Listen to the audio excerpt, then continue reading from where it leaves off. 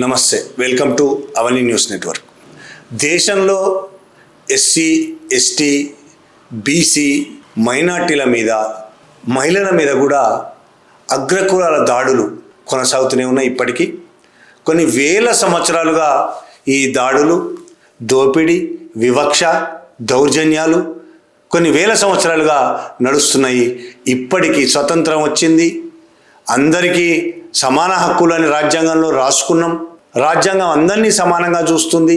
అయినా ఇవాళటికి అగ్రకులాలు హిందుత్వ భావజాలంతో ఉన్న, మనువాద భావజాలంతో ఉన్న అగ్రకులాల్లోని కొందరు అంటే నిజంగా చెప్పాలంటే చాలామంది కూడా మిగతా క్షుద్ర కులాల అన్నిటి మీద దౌర్జన్యాలు, దాడులు చేయడానికి ఏమాత్రం వెనకాడడం లేదు.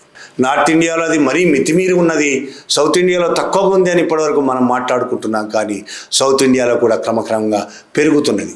అనేక వందల వేల ఏళ్ళు చాలా తీవ్రమైన పద్ధతిలో కొనసాగినది. ఈ మధ్యకాలంలో కొంత తగ్గిందని అనుకున్నాం, కానీ ఎక్కడా తగ్గలేదు. కుల వివక్ష అనేది భారతదేశంలో, కుల అణిచివేత అనేది దేశంలో కొనసాగుతూనే ఉన్నది. చాలామంది మాట్లాడుతుంటారు. ఇప్పటికీ అమాయకత్వం నటిస్తారో నిజంగా అమాయకత్వం తెలియదు, కానీ ఇంకా కులం ఎక్కడున్నది? హైదరాబాద్లో బతుకుతున్న వాళ్లకు పక్కన ఉద్యోగం చేస్తున్న కొలీగ్ ఏ కులమో తెలియదు, కలిసి తింటాం మేము, ఇట్లాంటి కథలన్నీ చెప్తుంటారు. చాలా హ్యాపీగా అందరం కలిసి ఉంటామని. అదే కలిసి ఉన్న వాళ్ళు ఒక్కసారి గ్రామానికి వెళ్ళి, లేదు అక్కడ వాళ్ళ కులమేమో తెలిసి వాళ్ళ ఇంటికి తీసుకెళ్ళి, కిచెన్లోకి తీసుకెళ్ళి, వాళ్ళ దేవుని గదిలో ఉంటాయి కదా కొంతమందికి ఇళ్లలో, దేవుని గదిలోకి తీసుకెళ్ళి కూర్చోబెడతారా? వాళ్ళ ఇంటి అమ్మాయిని వాళ్ళకి ఇస్తారా? ఒక దళితుడు నీ స్నేహితుడైతే, ఒక బ్రాహ్మణునికి దళితుడు స్నేహితుడైతే, ఆ దళితుడికి నీ చెల్లినో నీ కూతురునో ఆ దళితుడికి ఇచ్చి పెళ్లి చేస్తావా? ఆ దళితుడిని మీ కిచెన్లోకి తీసుకెళ్ళి అన్నం పెడతావా? మీ పూజ గదిలోకి తీసుకుపోతావా? ఇట్లా ప్రశ్నించుకున్న వాళ్ళు ఎవరూ లేరు. ఇప్పటికీ హైదరాబాద్ లాంటి సిటీలోనే ఇంత కాస్మోపాలిటన్ సిటీ అని గొప్పలు చెప్పుకుంటున్నాం.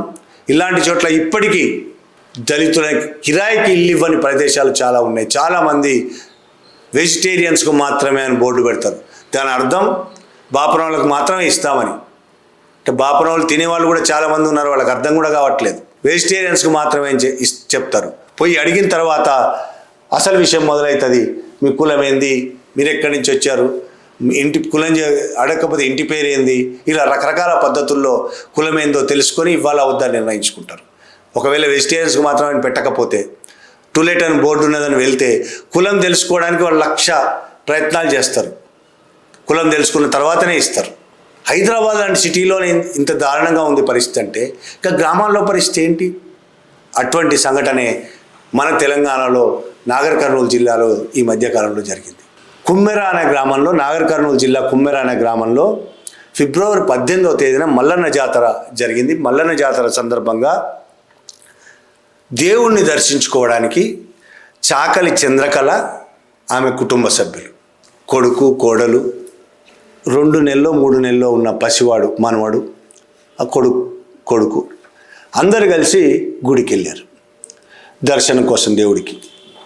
వాళ్ళు చాకలోళ్ళు కాబట్టి నిజం చెప్పాలంటే మన దగ్గర భారతదేశంలో చాలా చోట్ల చాకలి అనే క్యాస్ట్ ఎస్సీలో ఉన్నది, మన దగ్గర బీసీలో ఉన్నది. కానీ వీళ్ళని దళితుల కంటే అన్యాయంగా చూస్తారు. చాలా చోట్ల చాకలి వాళ్ళతో చాలా చాకిరీ చేయించుకుంటారు. ఇప్పుడు కొంత తగ్గిండొచ్చు, కానీ గ్రామాల్లో బానిసల్లాగా చూస్తారు. చాకలి వాళ్ళని చాకిరీ చేయించుకుంటారు, ఫ్రీ చాకిరీ చేయించుకొని వాళ్ళని చాలా నీచంగా చూస్తారు, చిన్న చూపు చూస్తారు.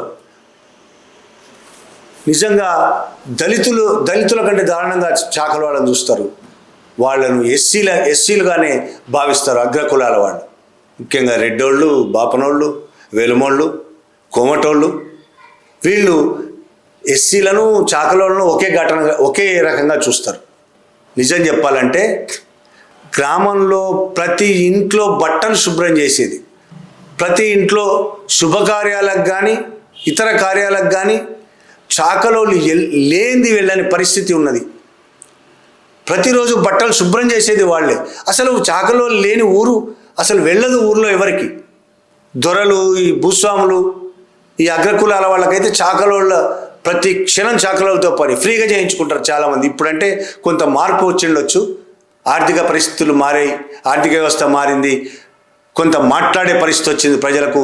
రాజకీయ వ్యవస్థ కూడా కొంత మారింది కాబట్టి డబ్బులు ఇవ్వకుండా బానిస పనులు చేయించుకునే పరిస్థితి లేకపోవచ్చు, కానీ ఇప్పటికీ వాళ్ళతో పనులు చేయించుకొని వాళ్ళని చిన్నచూపు చూడడం అనేది కొనసాగుతున్నది. అట్లానే ఈ మల్లన్న జాతరలో కుమ్మెర గ్రామంలో దేవుడి దగ్గరికి వెళ్తుంటే కుటుంబం మీద దాడి చేశారు. టికెట్ తీసుకోలేదు, 100 రూపాయలు టికెట్ తీసుకోమన్నారు. గుడికి టికెట్ ఏంది, ఫ్రీ కదా, ఎప్పుడు వచ్చింది, కొత్తగా టికెట్ పెడుతున్నారేంది, ఎన్నడలేంది అని వీళ్ళు అడిగినారు. దాంతో వీళ్ళకి ఘర్షణ జరిగింది. దారుణంగా కొట్టారు. చంద్రకళను కొట్టారు, ఆమె కొడుకు గణేష్ను కొట్టారు, కోడలు మౌనికను కొట్టారు. ఈ కొట్టుతున్న క్రమంలో ఆ మౌనికకు సంబంధించిన పసిబిడ్డ 2 నెలలో 3 నెలలో ఉంటుంది, ఆమెను తొక్కేశారు. ఆ పసిబిడ్డను తొక్కి చంపారు, హత్య చేశారు. నిజంగా ఈ 100 రూపాయల కోసమేనా? అదే ఒక బాపనాయనో ఒక రెడ్డి అయినో 100 రూపాయలు ఇవ్వకుండా వెళ్తే ఇలాగే చేసేవాళ్ళ? అలా చెయ్యరు. ఒక దళితుడైతే అసలు లోపలికే రానియరు. ఈమె చాకలి కాబట్టి, వీళ్ళు చాకలి కాబట్టి 100 రూపాయలు ఇవ్వలేదనే పేరుతో తమ కుల అహంకారాన్ని మొత్తం బయట పెట్టుకున్నారు. మేమేం చేసినా చెల్లుతుందని దాడులు చేసిన వాళ్ళు మొత్తం రెడ్డోళ్ళు. తుకారాం రెడ్డి, సతీష్ రెడ్డి, శ్రీనివాస్ రెడ్డి, ఇంకా చాలామంది ఉన్నారంట ఈ రెడ్లు. వీళ్ళందరూ కాంగ్రెస్ పార్టీ అక్కడ ఎమ్మెల్యేకి దగ్గర బంధువులని కూడా అంటున్నారు, కాంగ్రెస్ పార్టీకి సంబంధించిన వాళ్ళు. వీళ్ళు కాంగ్రెస్ పార్టీ కాబట్టి ఇప్పుడు బీఆర్ఎస్ దీని మీద చాలా తీవ్రంగా దాడి చేస్తున్నది. కాంగ్రెస్ వాళ్ళు ఇట్లా చేశారు. బీజేపీ కూడా కాంగ్రెస్ పార్టీ ఇట్లా దౌర్జన్యం చేసిందని మాట్లాడుతున్నది. కానీ వాళ్ళు కాంగ్రెస్ అయినా, బీజేపీ అయినా, బీఆర్ఎస్ అయినా, ఏ పార్టీలో ఉన్నా వాళ్ళు దాడి చేసింది కాంగ్రెస్ అయినందుకు కాదు. వాళ్ళు అగ్రకులాలు కాబట్టి, అవతల వాళ్ళ దృష్టిలో కింది కులం కాబట్టి, చాకలి కులం కాబట్టి వాళ్ళు దాడి చేశారు. ఆ శ్రీనివాస్ రెడ్డి, సతీష్ రెడ్డి, తుకారాం రెడ్డి బీఆర్ఎస్లో ఉన్నా అదే దాడి చేస్తారు, బీజేపీలో ఉన్నా అదే దాడి చేస్తారు. ఇంకే పార్టీలో ఉన్నా ఆ విధంగానే దాడి చేసే మనస్తత్వం ఉన్నవాళ్ళు వాళ్లే కాదు, అగ్రకుల మనస్తత్వం ఉన్న ప్రతి ఒక్కళ్ళు, హిందుత్వ మనువాద భావజాలం ఉన్న ప్రతి ఒక్కళ్ళు. ఇప్పుడు బీజేపీ ఆ దాడి రేవంత్ రెడ్డి నియోజకవర్గంలో ఇలా జరుగుతుందా, రేవంత్ రెడ్డి ముఖ్యమంత్రి కాబట్టి ఇలా జరుగుతున్నదని. కానీ బీజేపీ ప్రచారం చేస్తున్న భావజాలం ఏదైతే ఉన్నదో అదే భావజాలంతో వాళ్ళు దాడులు చేశారు. దాడులు చేసిన వాళ్ళు 4 కాంగ్రెస్ పార్టీలో ఉండొచ్చు, కానీ వాళ్ళ భావజాలం అంతా ఆర్ఎస్ఎస్ బీజేపీల భావజాలమే. ఇంతకు ముందు కూడా చాలాసార్లు చెప్పాను నేను, కాంగ్రెస్ పార్టీలో ఉన్న మెజారిటీ కార్యకర్తల నాయకుల భావజాలాలు మొత్తం ఆర్ఎస్ఎస్ భావజాలంతో నిండిపోయి ఉన్నది. మెజారిటీ నాయకుల, ఎవరో రాహుల్ గాంధీ లాంటి వాళ్ళు ఒకరిద్దరు తప్పితే మెజారిటీ నాయకుల, ముఖ్యమంత్రులతో సహా, ఇంకా చెప్పాలంటే తెలంగాణ ముఖ్యమంత్రితో సహా ఆర్ఎస్ఎస్ భావజాలం నరనరాన నిండిన వాళ్ళు వీళ్ళంతా. అంటే మనుధర్మ శాస్త్రాన్ని వంటబట్టించుకున్న వాళ్ళు, మను పాలన కావాలని కోరుకుంటున్న వాళ్ళు, అగ్రకులాలు పెత్తనం చెలాయించాలనుకుంటున్న వాళ్ళు, మిగతా వాళ్ళందరూ వాళ్ళ కాళ్ళ కింద బానిసలాగా పడి ఉండాలని కోరుకుంటున్న వాళ్ళు. కాబట్టే వాళ్ళు ఇవాళ ఒక పసిపాపను అన్యాయంగా తొక్కి చంపారు, ఆ కుటుంబం మీద దాడులు చేశారు. ఇంత జరిగితే పోలీసులు 2 వర్గాల మీద కేసులు పెట్టినామని చెప్తున్నారు. ఎంత దుర్మార్గమైన విషయం ఇది. రాష్ట్ర వ్యాప్తంగా సంచలనమైంది ఈ సంఘటన. అనేక మంది బీసీ నాయకులు ఒక్కళ్ళు కూడా మాట్లాడట్లేదు. ఇంత అన్యాయం, వాళ్ళు బీసీ కదా, బీసీ నాయకులు ఒక్కళ్ళు కూడా ముందుకు రావట్లేదు, మాట్లాడట్లేదు. దళిత నాయకులు వెళ్ళి మాట్లాడుతున్నారు. ఒక్క తీర్మానం మళ్ళీ వెళ్ళినట్టున్నాడు. మిగతా బీసీ సంఘాలు ఏమని ఎందుకు మాట్లాడట్లేదు? ఇంత జరిగిన తర్వాత, ఇంత రాష్ట్రమంతా పెద్ద ఎత్తున ప్రచారం అయిన తర్వాత, ఇది దుర్మార్గం అనే విషయం ప్రజలకు అర్థమైన తర్వాత కూడా వాళ్ళు దాడి చేశారని ప్రత్యక్షంగా విజువల్స్తో సహా సోషల్ మీడియా నిండా వీడియోలు ఉన్నాయి. చనిపోయిన ఆ పసిపాపను పెట్టుకొని ఏడుస్తున్న తల్లి విజువల్సే కాదు, కొడుతున్న విజువల్స్ ఉన్నాయి, ఆ రెడ్డీలు కొడుతున్న విజువల్స్ ఉన్నాయి. అయినా పోలీసులు చంద్రకళ కుటుంబం మీద కేసు పెట్టారు, ఆ దాడులు చేసిన శ్రీనివాస్ రెడ్డి వాళ్ళ మీద పెట్టారు. అర్థం ఏంటి దీని అర్థం? ఇద్దరు ఒకళ్ళొకళ్ళు కొట్టుకున్నారు, ఇదేనా పోలీసులకు అర్థమైంది? పోలీసు వ్యవస్థ కూడా ఎవరి చేతుల్లో ఉన్నది అనేది ఇక్కడ అర్థమవుతుంది. గతంలో చాలాసార్లు చెప్పాను, భారతదేశంలో ప్రతి వ్యవస్థ అగ్రకుల భావజాల హిందూ మతోన్మాద సంఖ్యలలో మగ్గుతున్నది. వాళ్ళ జేబు సంస్థలుగా ఉన్నాయి అన్ని వ్యవస్థలు, పోలీస్ వ్యవస్థ, న్యాయ వ్యవస్థ, ప్రతి వ్యవస్థ, అన్ని వ్యవస్థలు వాళ్ళ చేతుల్లో ఉన్నాయి. హిందూ మతోన్మాదులు ఎవరైనా దుర్మార్గాలు చేసినా కనీసం మాట్లాడలేని పరిస్థితి ఈరోజు పోలీసుల్లో ఉన్నది. మాట్లాడదామని ఎవరైనా అనుకున్నా ఉద్యోగం ఉంటుందో ఉండదో అనే భయం పట్టుకున్నది వాళ్ళకి. అదే మైనార్టీల మీదనో దళితుల మీదనో చిన్న కేసు రాని ఎన్కౌంటర్లు చేసి పడేస్తారు, అరెస్టులు చేస్తారు, పోలీస్ స్టేషన్లు వేసి కొడతారు, చాలా అవమానిస్తారు వాళ్ళని.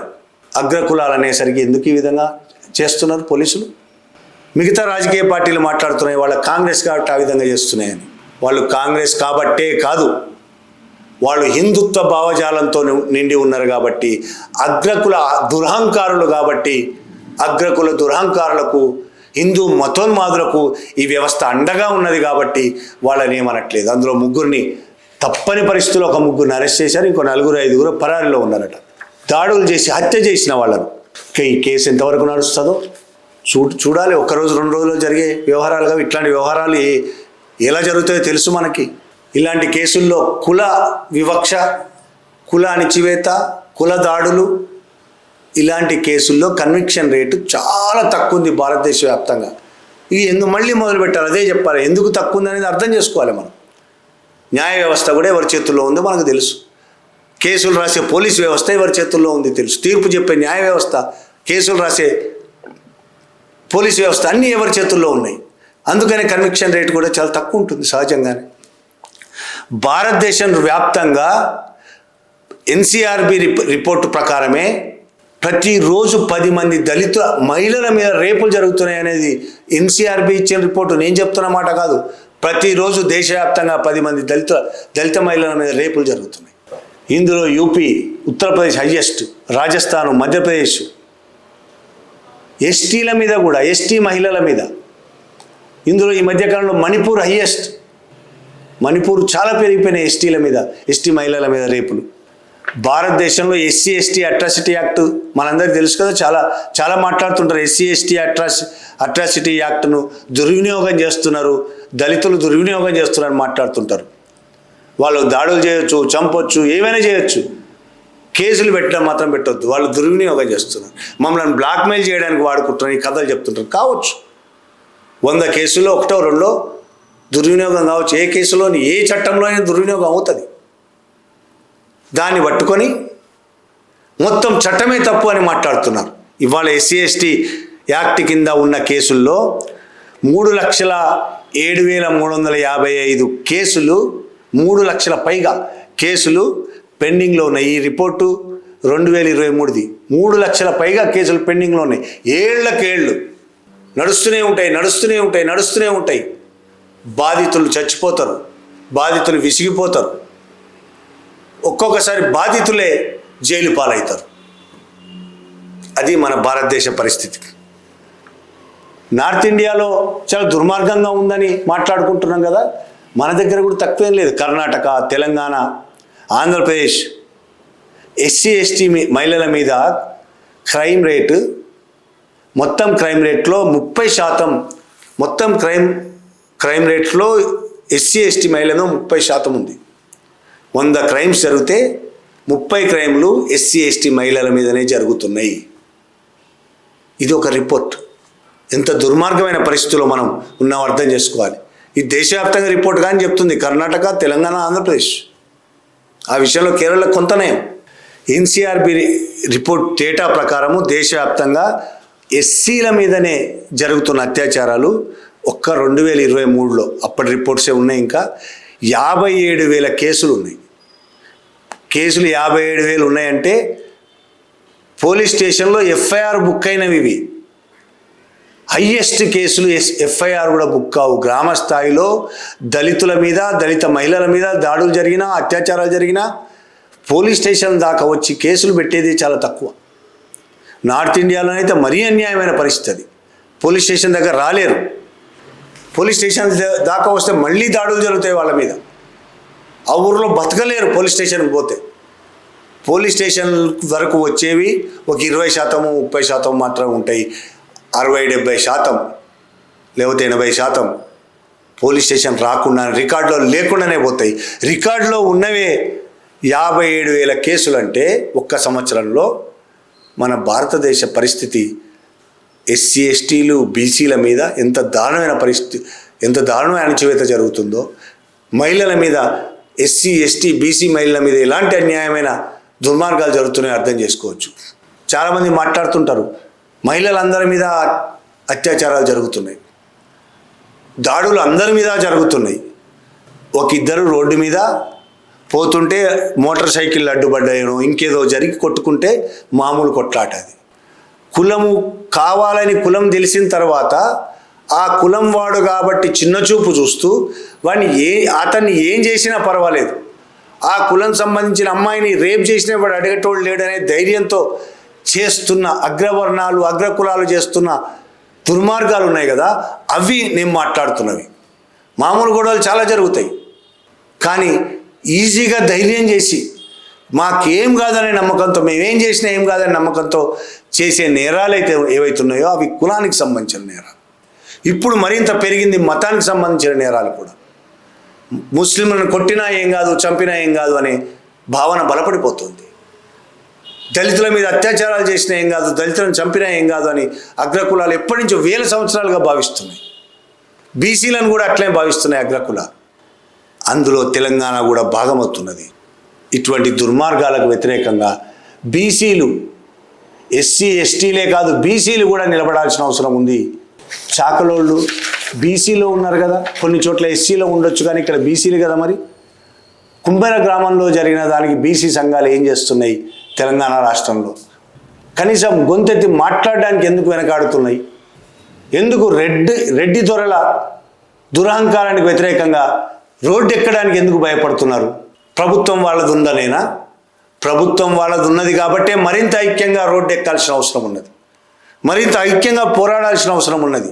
పోలీసులు కేసు పెడితే వాళ్ళందరినీ అరెస్ట్ చేయడం కోసం పోరాడాల్సిన అవసరం ఉంది. ఆ కేసు నిజాయితీగా కరెక్ట్గా సాగడానికి ఫైట్ చేయాల్సిన అవసరం ఉన్నది. వాళ్ళందరికీ శిక్ష పడే విధంగా పోరాడాల్సిన అవసరం ఉన్నది. దీనికోసం ఐక్యంగా నిలబడాల్సిన అవసరం ఉన్నది. ఎస్సీ ఎస్టీ బీసీ ప్రతి ఒక్కళ్ళు ఐక్యంగా నిలబడాలి. ఈ అగ్రకుల భూస్వాముల దుర్మార్గాలకు వ్యతిరేకంగా నిలబడాల్సిన అవసరం ఉన్నది. Thank you very much.